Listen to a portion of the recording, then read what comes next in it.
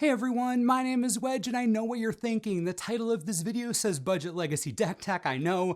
Looks can be deceiving, but I promise you as far as Legacy is concerned, this thing is stupidly cheap and can win your FNM, can beat Tier 1 Legacy decks, and can be competitive in even more important tournaments like Grand Prix. It's gotten solid results on Magic Online, so I picked it up and yeah, it's pretty real. If you want to see the deck list in its entirety or purchase any of the pieces for it, be sure to click the first link in the description. It's the cheapest a high tier Legacy deck is going to get, let me tell ya. And just to prove it, prices for each card will appear on the screen. I do hope you enjoyed the video, and if you do, remember to hit that like button. Helps out a lot.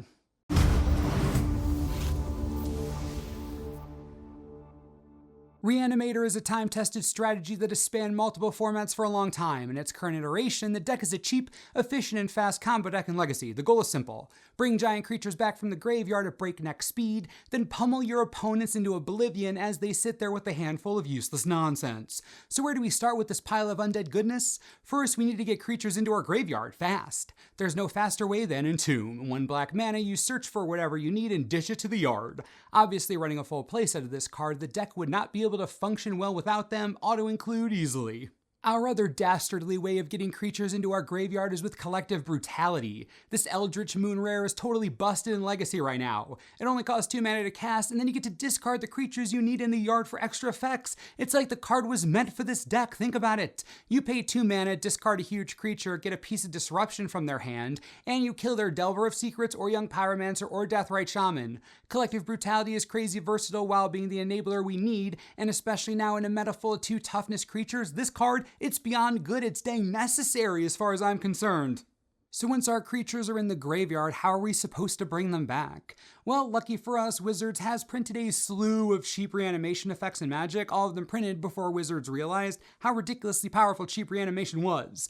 And we have them all right here. The cornerstone and namesake of the deck is Reanimate. 1 black mana to resurrect your best creature. You also, lose life equal to the converted mana cost, but you don't care about that at all. This is essentially a combo deck, and it's well worth the cost, as you'll see when we reveal the creatures. What's nice about Reanimate is that it's flexible. It says you can put target creature card from a graveyard onto the battlefield under your control. A graveyard. Yeah, lots of players forget about that, but it's there. Nice bit of shenanigans if you ask me.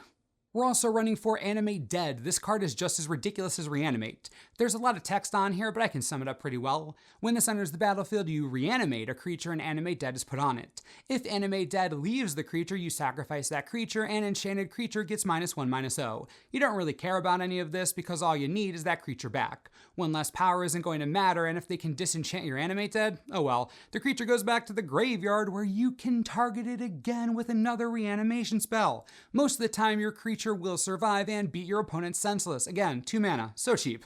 Our last reanimation spell is Exhume. Now this one is a bit more wide-reaching as it does let your opponent put a creature card from their graveyard onto the battlefield, but I have a weird feeling that your creature is going to be a bit better than theirs. You obviously hate to give your opponent anything, but if you haven't killed a creature up to this point, you shouldn't be giving them much at all. Another 2 mana spell, that's part of our combo. So we have ways to get creatures into our graveyard and ways to bring them back to life from said graveyard. Next stop, the creatures themselves. The payoff we build the entire deck for, the most fun part of the entire experience. Everything we've seen so far brings these things back really cheap and efficiently. Let's take a look. The star of the show is Griselbrand, has been for a long time, probably will be for a long time still. The ability to enter the battlefield and immediately draw 7 cards, pretty absurd. The only drawback to this demon is his mana cost, which we really don't care about. Knowing that we can't bring it back on turn 2, hilarious. If your opponent doesn't have immediate disruption or removal, then we can Entomb and Reanimate or Animate Dead or Exhume in a hot second. Big Daddy Gris is out there. Lifelinking and drawing cards stands up amazingly well against pretty much all tier decks, especially ones that think Lightning Bolt can kill any of your creatures. Man, must be nice to be young, naive, and play red. Ah, so naive. Our next reanimation playset is actually a bit of disruption. Chancellor of the Annex is a powerful card in this deck. That first trigger really throws decks for a loop, basically force spiking the first spell of the game for free. Talk about a tempo monster. Getting 2 of these in your hand even more hilarious. You're basically getting a free card from your opponent, or they have to wait a turn, both of which you're totally okay with. As for this Angel's Power after the fact, a flying 5/6 is pretty nice in combat, survives almost all burn spells, so not bad there, but the trigger you just messed them up with at the beginning of the game, it comes along for the ride. Whenever an opponent casts a spell, counter it unless they pay 1. So good! If they ever tap out with this on the battlefield, you know you're getting something through Force of Will or Daze. It's pretty nice. It also stops any type of Storm deck from doing anything stupid. Any deck that wants to sling a bunch of spells in one turn, nope. Control decks won't be able to cantrip whenever they want. Brainstorm costs a more real amount of mana. The world is your oyster with a Chancellor on the battlefield. Play this card. It's super cheap too, but quite strong.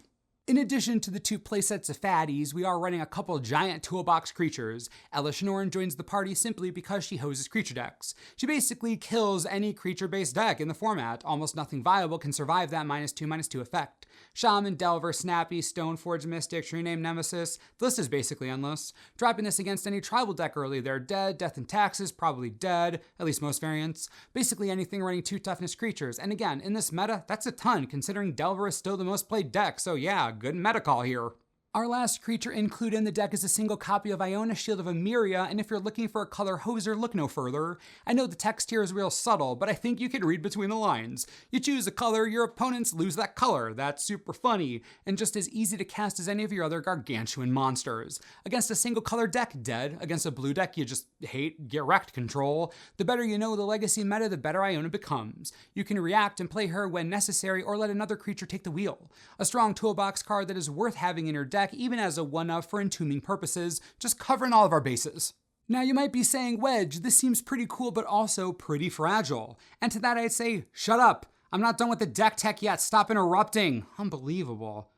Anyways, as I was saying, most of the rest of the deck is full of disruption, so we can stop annoying opponents from playing Magic. Hand attack is boss in a basically mono black deck. We're running Thoughtseize, Hymn to Turok, and Duress, 10 copies between them all. We are looking to get rid of counter spells. We are looking to annihilate sideboard cards that wreck our graveyard. We're looking to get rid of removal, pretty cut and dry. That's the nice thing about playing Reanimator. You know what's good against you because your deck is relatively simple. Graveyard attack, bad. Removal, bad. Disruption, bad. Most anything else, doesn't even matter.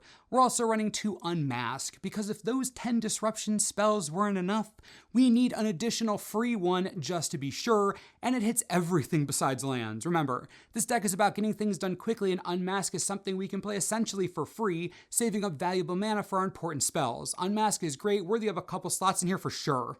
The last card in the main deck, Dark Ritual, it doesn't fit under any of the previous categories, but it's just as important as any of them. Dark Ritual transforms our turn 1 into a turn 3. Think about all the cheap goodness we have going on. We really only need 2 mana to ditch something to the yard and bring it back. 3 mana gives us the flexibility to use Animate Dead or Exhume or Collective Brutality. Turn 1 becomes turn 3, and if we're on the play and have a Chancellor of the Annex in our opening hand, opponent is about to hurt real bad. Welcome to Reanimator, where everything is dead and the dead are everywhere. The reason this deck can be so budget is because the land base doesn't really need to exist. You can easily run this deck with 20 swamps and upgrade as your budget increases. The spells in this deck, as you've seen, are very cheap and not at all heavy on your lands. So if you want to enter the format without dual lands or fetches or anything else that's stupid expensive, yeah, this is the deck to do it with.